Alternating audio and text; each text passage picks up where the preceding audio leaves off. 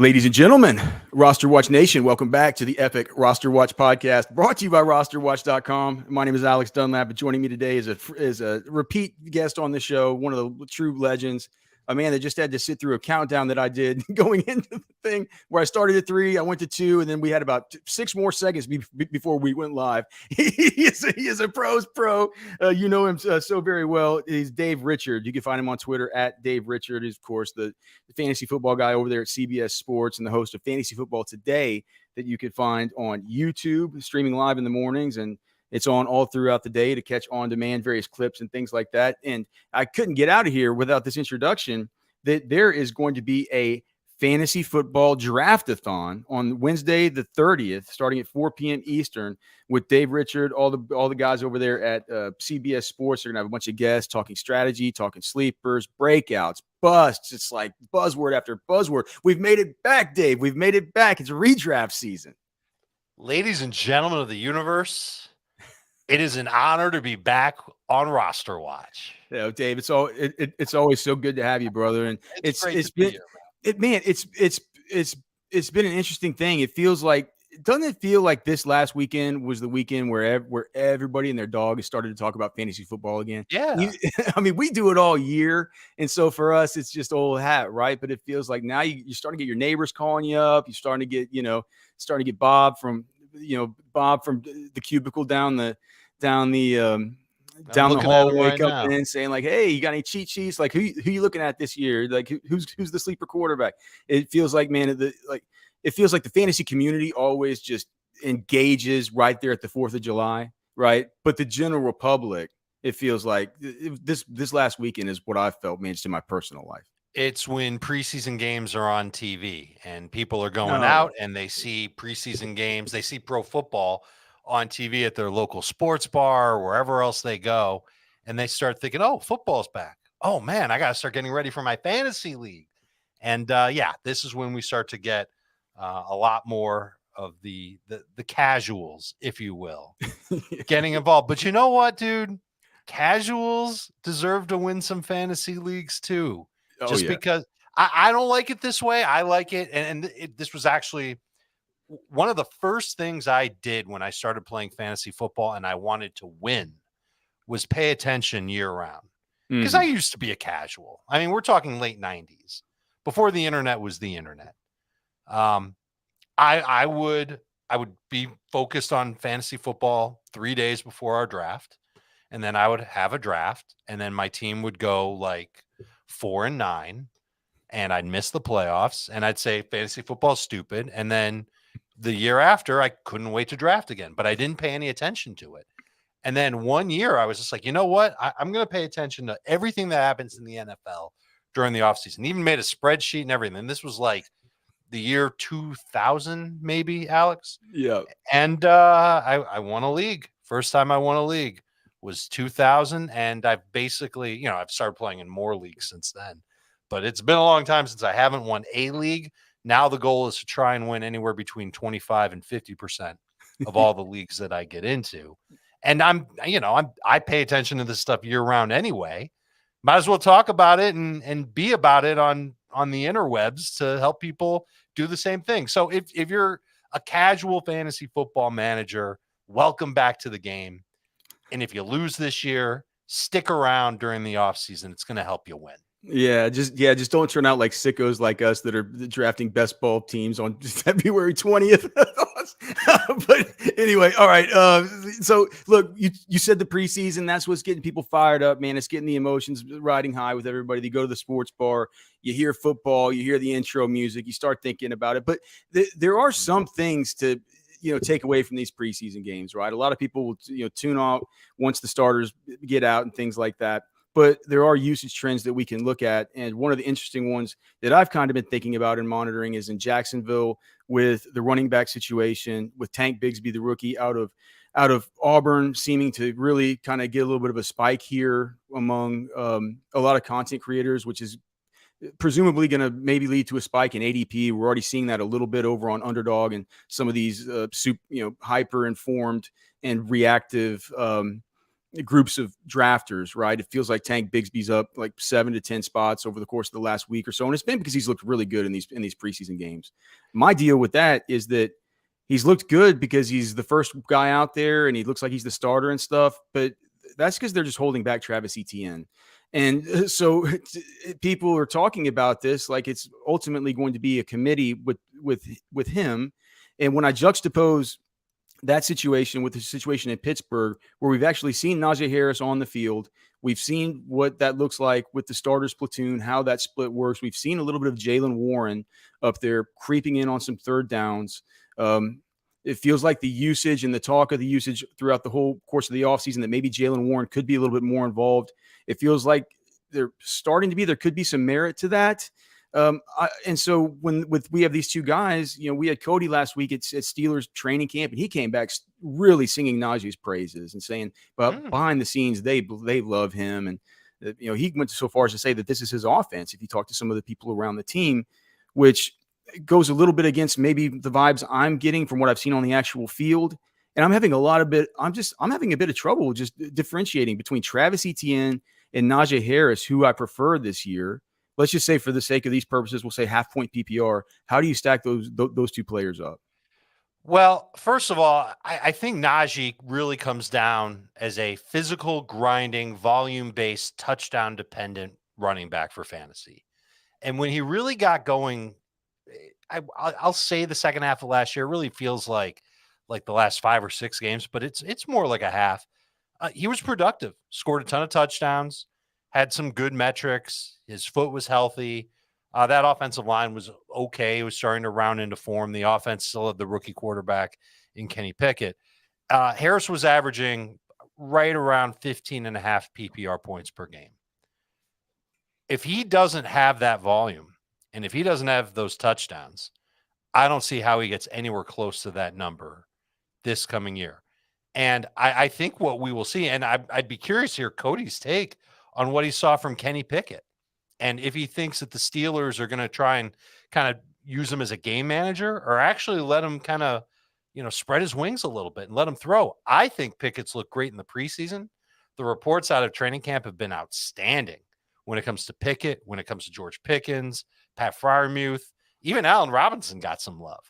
Yeah. This is a Steelers offense that might be changing a little bit. And that's bad for Najee if it is. And then you pair all of that with the drumbeat that's been there for Jaylen Warren.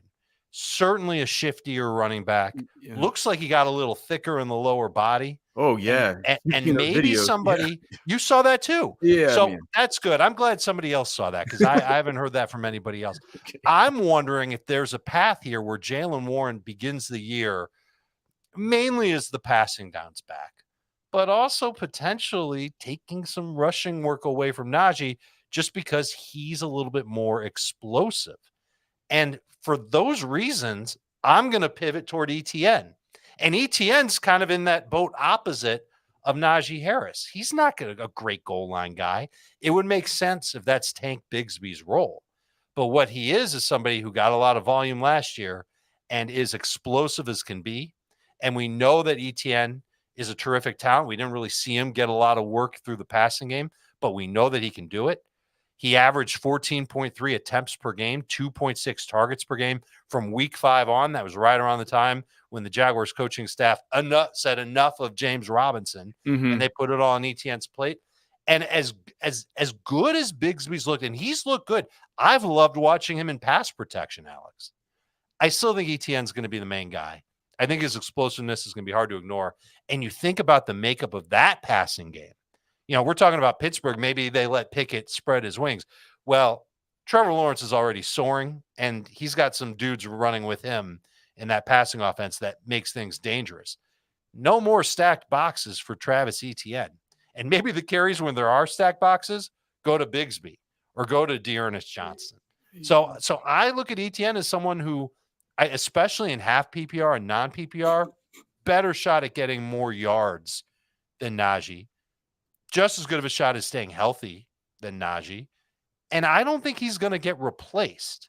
I think there's a chance that Najee, if he's not effective at the beginning of the year, could get replaced if Jaylen Warren can make some moves. Okay, so just a few things with what you said. As far as what Cody said with Kenny Pickett, he was of the same mind. He thinks he looks really good. I was asking him like how he compares him to, say, some of these other guys who are the young quarterbacks or the rookies or the second year dudes. He's like, well, him and Bryce Young, it's not really, for fantasy, there's no way I'm taking Bryce Young ahead of him. Or I might not be taking either of these guys in fantasy. Right. Well, I mean, we're talking about 2 QB. Yeah, I mean, it's kind of a super flex conversation, right? Sure.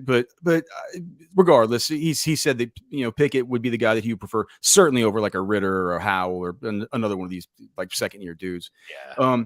The other thing you mentioned was, I mean, I understand the stuff about Tank Bigsby, maybe, and how about how Travis Etienne has suffered a little bit at the goal line. He does have a little bit of that upright running style. He presents a lot of surface area through his chest, and that's just kind of the way the Etienne's going to run. That's just how he is. It's how he runs. I kind of think Tank Bigsby's a similar runner to him, so I don't think that it's a total lock that he's going to come in and be the goal line guy. And like you said, I guess when you're down on the goal line, the box is going to be packed against you anyway. But I do think that, the way that we view Etienne and the way that we extrapolate some of that short yardage stuff from last year to his prowess at the goal line, it might have been something that we don't see quite as much this year with the way that offense is going to be a little bit more spread out. So I think as far as his short yardage stuff, I think that'll be a little bit better. And then the other thing for him is that he just has the untapped pass catching potential. We'll see if he can do it. I mean, he sure could in college. It's been one of the it's been one of the great mysteries to me. It's like why he's not one of the best pass catching backs in the league. But that upside, that physically, it does still exist. And for that reason, ding, ding, ding. Dave Richard is correct on this one. I was going back and forth on it, but Dave Richards talked me into it. Man, it's got to be Etienne over Najee Harris. In saying all that, these guys are going to go in the same range on draft day. But it's smart for a fantasy manager to know, okay, if I'm stuck, it's late round 3, I need a running back. I wouldn't use the word stuck. I don't know why I said stuck. And I've got to choose between Etienne and Najee. Well, now you're not stuck because you know which direction to go in. If I thought that Najee had a shot to catch 50 passes or really keep Jaylen Warren at bay, this would be a no-brainer for Najee. Mm-hmm. But to me, that's the real deciding thing. As great as Bigsby has looked, I still can't say that he's for sure going to take, 10 touches and 25 snaps away from Etienne. He's going to take snaps away from him, and he'll take some touches away too. But I think Etienne is just in a different class as far as explosiveness goes than anybody that we've talked about so far. And I think the Jaguars can use that. It will in the Jaguars, they have added the explosive options, right? They had Calvin Ridley, and this is one that I wanted to ask you about too. I just saw that Hayden Winks yesterday tweeted that Calvin Ridley now, at least on Underdog, and we know Underdog, these guys are super wide receiver heavy, right? Super wide receiver focused and best. Sure. But his ADP is 23.9. He's officially a second rounder now. Ooh, wow. Okay. Now, it's not going to be like that in our season-long leagues, right? I don't think he will, but we're getting up to the point where people are having to make decisions. Dave, I mean, this is true. I've been in some of these industry drafts, like with the SiriusXM host draft the other day and stuff. You've been in a ton of these mocks. I know you have, and you've seen it. It's like now you start talking about after you get done with like Devontae Smith and Olave, and you start to, Higgins is probably gone. Like you get to like DK Metcalf, people are taking Calvin Ridley now in front of DK Metcalf. Not by ADP, but I think that ADP might. I think I could see it switch. He's certainly going now above Amari Cooper. I usually see him go above Deebo Samuel. Has the hype gone too far? Are you on board with Calvin Ridley? Yeah, I'm taking Ridley ahead of Metcalf. Okay, I'm there, but I'm not 23rd overall there. Right. So there's a difference between the two.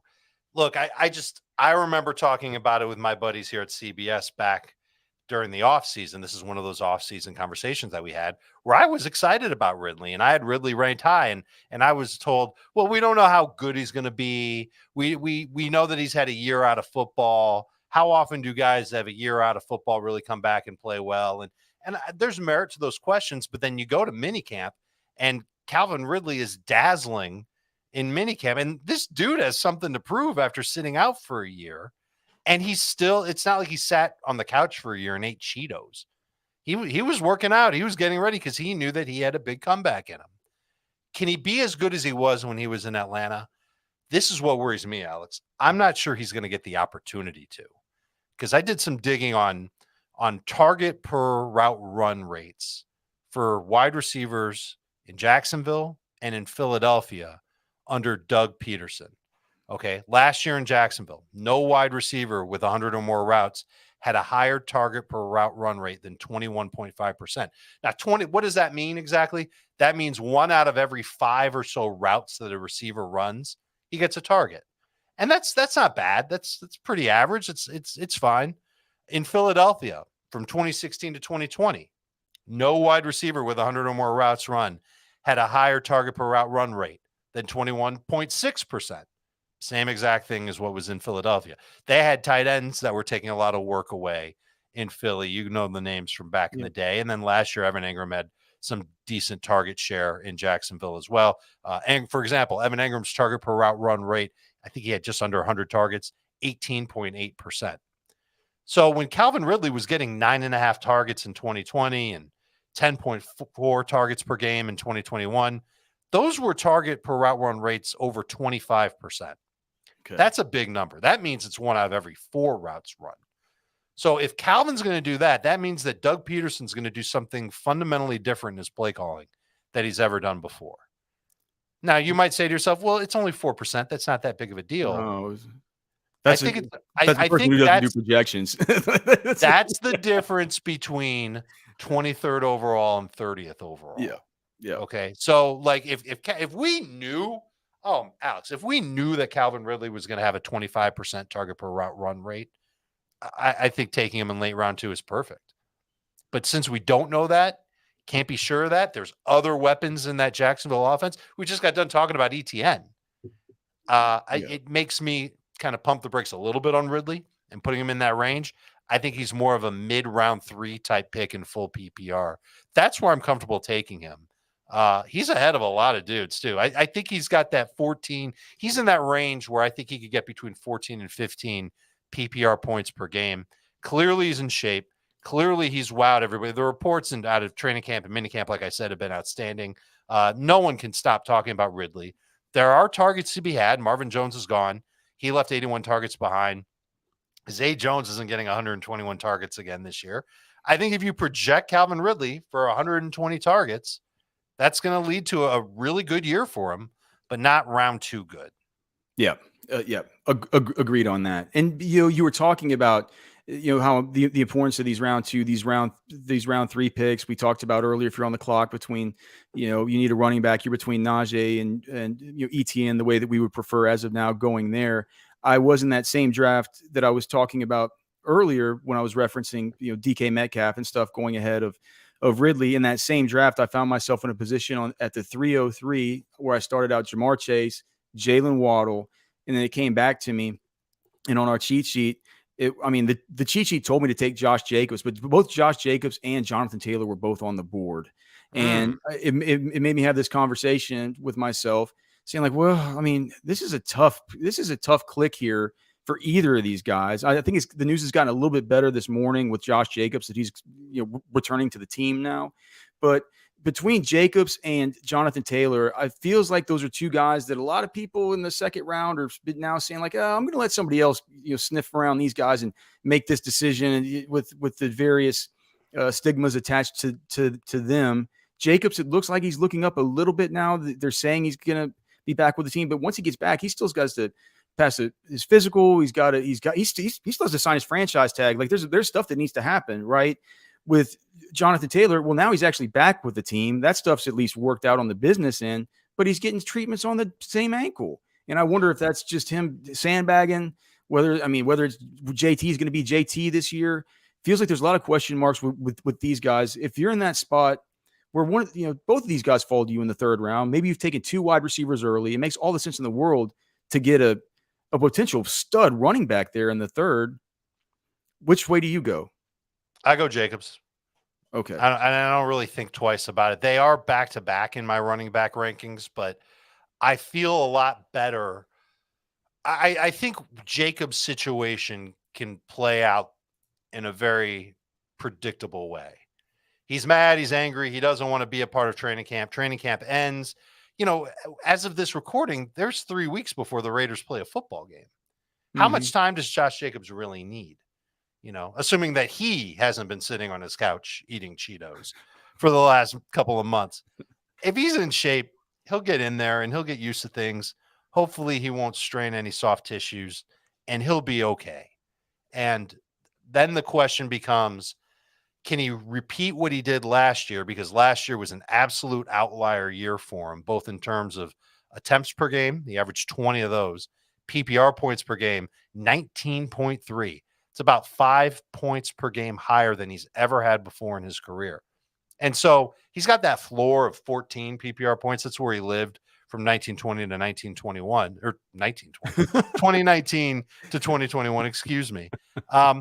I think he could be a little better than that. I think if you project him for 15 or 16 PPR points per game, he can get you there.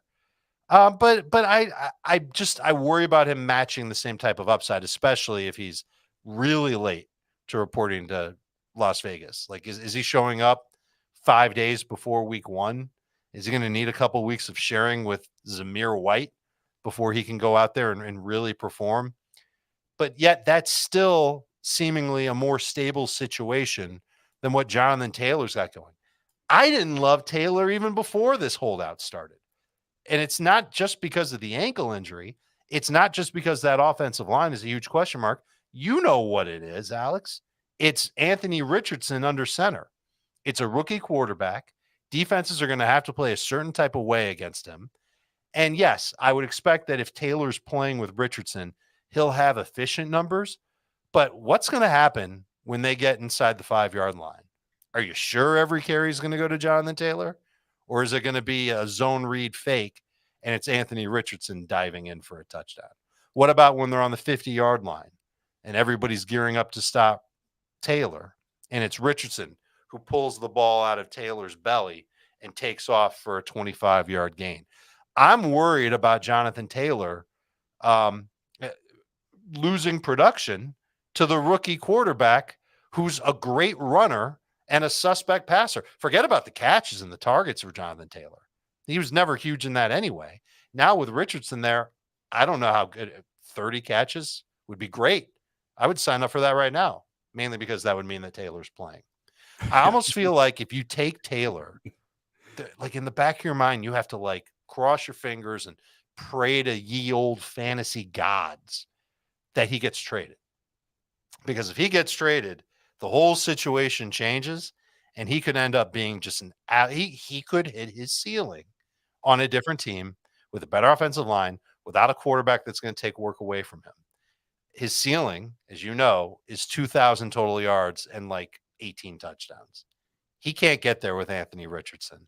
He can't get there in this iteration of the offense. He can't get there if his ankle isn't 100%. And he certainly won't get there if he's going to hold out.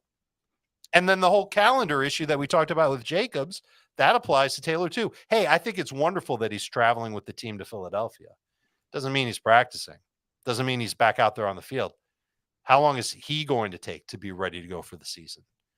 Those are all terrific points. You're betting on the come with an offensive line coach like Tony Sperano Jr. That he's going to be able to get this thing back going. You're betting on the fact that Anthony Richardson, it's the best of all cases where there's no systemic risk with him getting the football up and down the field. There's no systemic risk of him not being used in these goal line situations, right? It's like you have to paint this picture and you have to say, you just have to be like, oh, well, no, Alex, like, don't you know, a running quarterback, it frees up the defensive end and now he can run the dive all day long because they're going to be focused on, and I mean, I guess it could happen. It feels like you got to squint a lot of different ways for the bull case for Jonathan Taylor to come to fruition, right? It's just, so yeah, I am with you there also with as far as Jacobs versus JT. Man, I sure hate it for JT. And here's the thing: he's like you can pray to the fantasy gods all you want. He ain't getting traded. There's nobody trading for a guy with a busted ankle to pay $10 million a year on a long-term contract. I mean,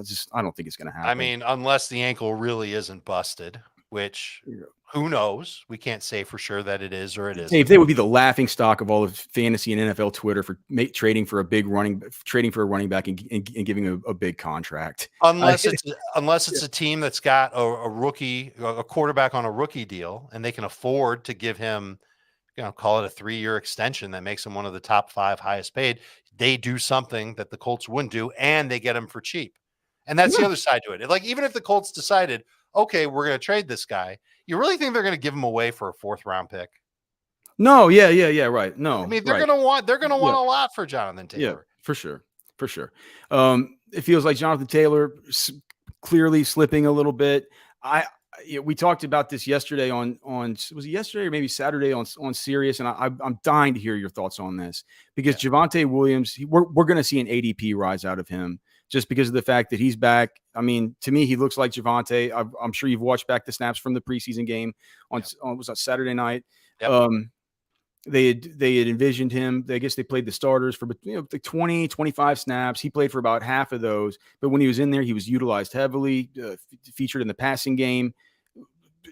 He looks 0% encumbered by my eyes. And this is coming from somebody that was notably skeptical at the beginning of camp because I thought that brace looked too damn bulky and big, and it looked like he couldn't really run with it. Hey, but man, he kind of looks like Javonte to me.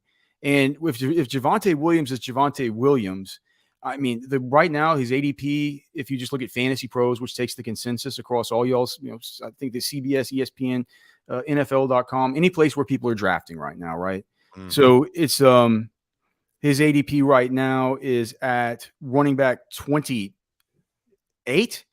He's like going with Dalvin Cook and DeAndre Swift and James Cook, players, Isaiah Pacheco.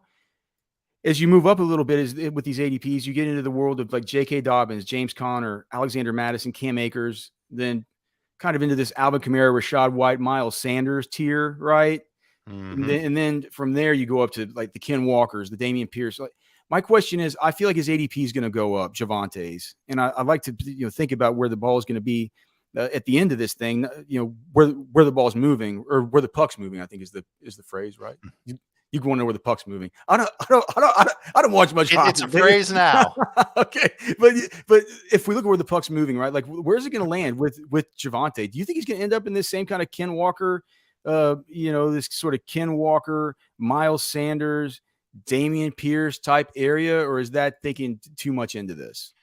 I think he's going to end up being around those guys, but I think that fantasy managers should just be a little more cautious. Okay. So, for example, you said he's where in ADP 28th? If just as far as the consensus, and so I don't know if that's where he is on CBS, but if you just look across all the different ones, if you look at the average, it's 28th, and so that goes from 25 to 30. It goes J.K. Dobbins, Dalvin Cook, DeAndre Swift, Javonte Williams, Isaiah Pacheco, James Cook. I've got him ranked 28th. Okay. Well. So I'm not loving what's going on there. Now, first of all, let's start by saying the obvious. I'm thrilled that he's back. Does he look encumbered by the ACL? I wouldn't call him overly explosive, Alex. I think that he played physical. He ran tough against San Francisco, and that's Javonte's game. Yeah. But he was never a particularly explosive player to begin with. I'll give you an idea of what I mean. 309 career touches. Remember, he played a lot as a rookie, not as much last year. Only 8 plays. This is carries and catches of 20-plus yards. Only 15 plays of 15-plus yards. That makes me a little bit nervous about it. Hold on, I'm sorry. Hold on. Can you say that stat again? I was taking a drink of iced tea and I almost spit it out. What did you just say? I said 309 career touches. I double-checked this, by the way, because I couldn't believe this. And if someone has something different, shout it out at me on Twitter. Maybe you've got something different, Alex. 309 career touches for Javonte Williams since entering the league. 8 plays of 20-plus yards, 6 carries, 2 catches. Yeah, you knew I had that number. 15 plays of 15-plus yards, 12 runs, 3 catches. So I liked the talent a lot coming out of North Carolina, and I think that he's clearly able to play right now.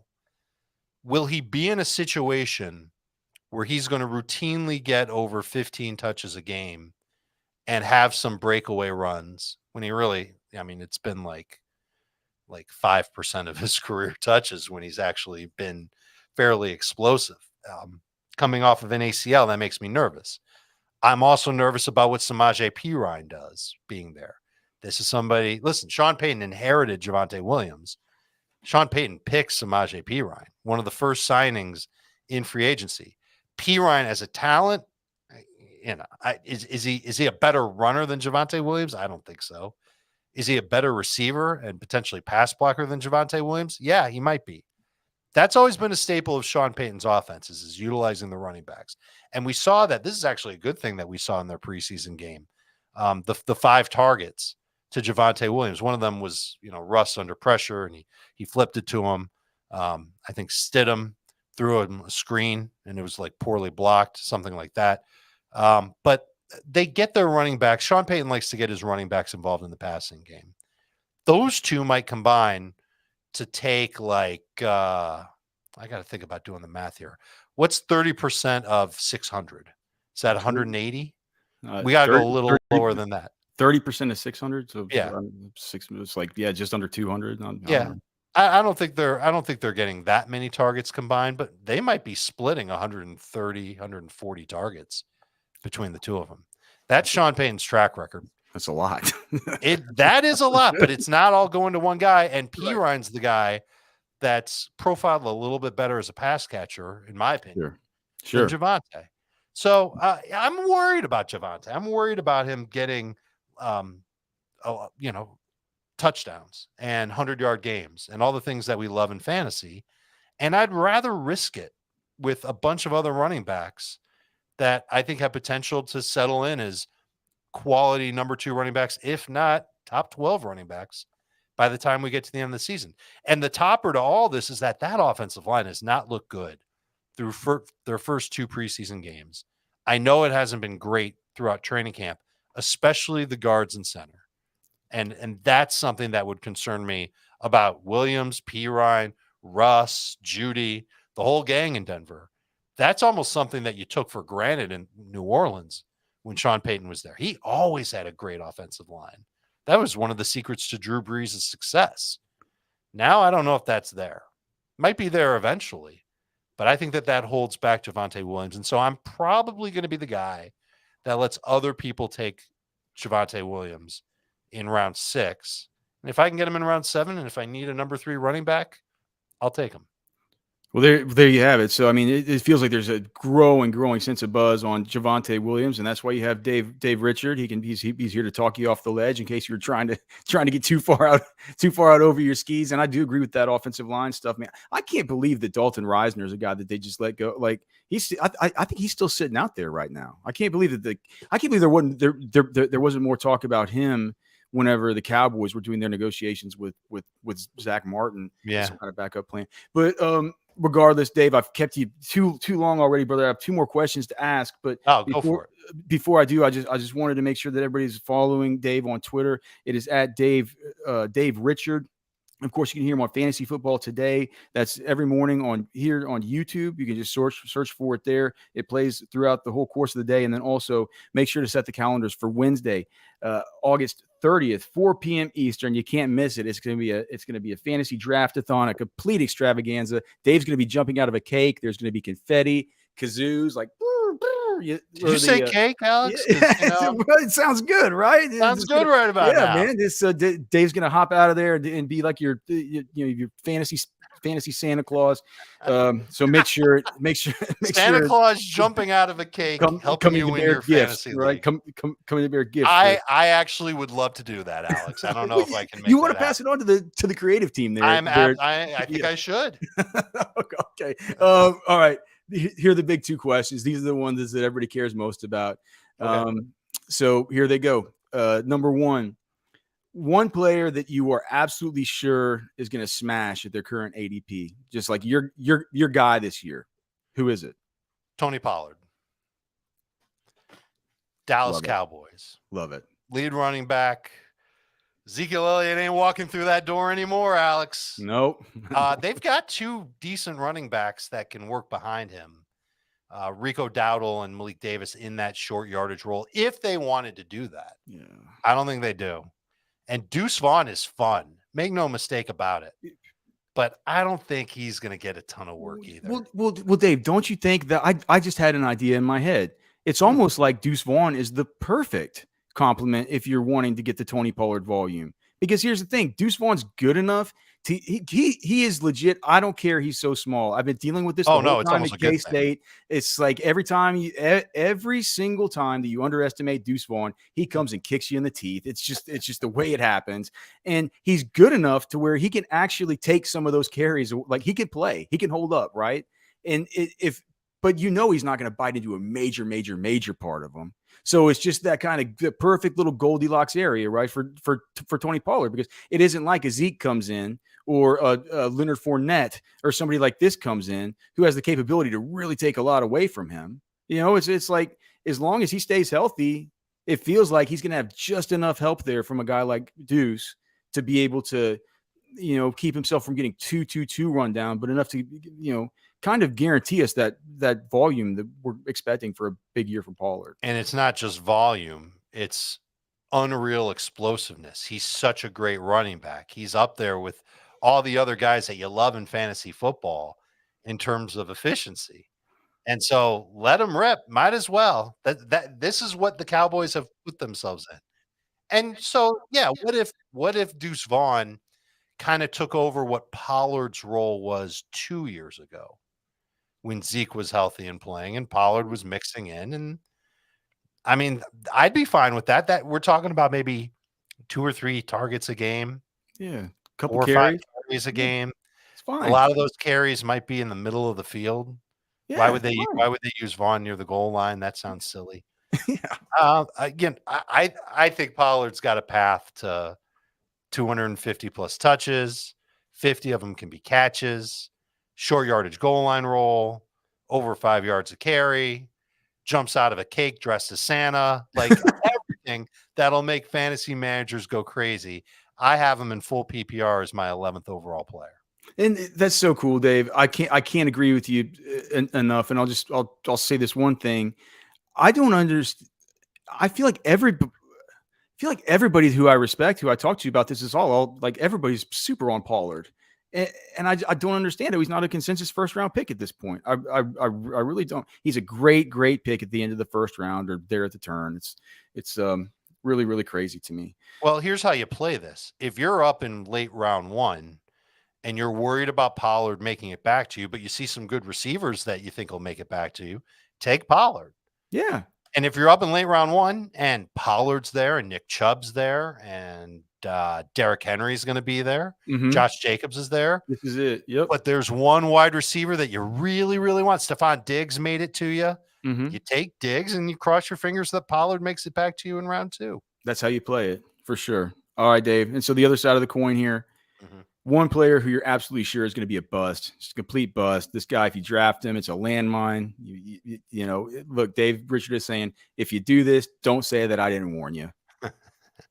I am very nervous about. Well, I was going to tell you Deontay Johnson, but I wonder if I can get you somebody more exciting than that. I could tell you Jonathan Taylor. Oh, okay. You can tell me about. I mean, we've already kind of talked about that. I think the Deontay Johnson thing's kind of interesting. I think that's interesting. So look, I haven't heard a lot of Deontay Johnson pure hate. Really, it's so. No. Like, and it's got nothing to do with last year because he didn't score any touchdowns last year, but he had a ton of end zone targets. I just think there's a changing of the guard coming, and it's a lot more than just Najee. It's more of Kenny Pickett's going to use some more explosive players. I think he trusts his tight end down the seam. I really like George Pickens, Alex. I really think he's going to end up being the best wide receiver for fantasy on the Pittsburgh Steelers. We're talking about a wide receiver in Deontay Johnson who's had one of the lowest explosive play rates really over the course of his career. It's not just last year when he had the second lowest among 85 qualifiers at wide receiver, or the year before when Ben Roethlisberger couldn't get him the football more than 8 yards downfield. He's been below a 12.5% explosive play rate every year of his career. And 12.5 is decent. And I just don't see him changing now at age 27. Non-PPR, super easy to get away from Deontay Johnson. Half and full PPR, I'm not in on him, but I'm sure that there will be 3 or 4 people in every draft I'm in that'll go, oh, there's a guy that might catch 100 balls this year. I don't think he's going to get 100 balls this year. I don't think he's going to be particularly great. I think you're going to see Deontay Johnson's numbers take a dip. I would rather have George Pickens in the exact same range of where you're getting Deontay Johnson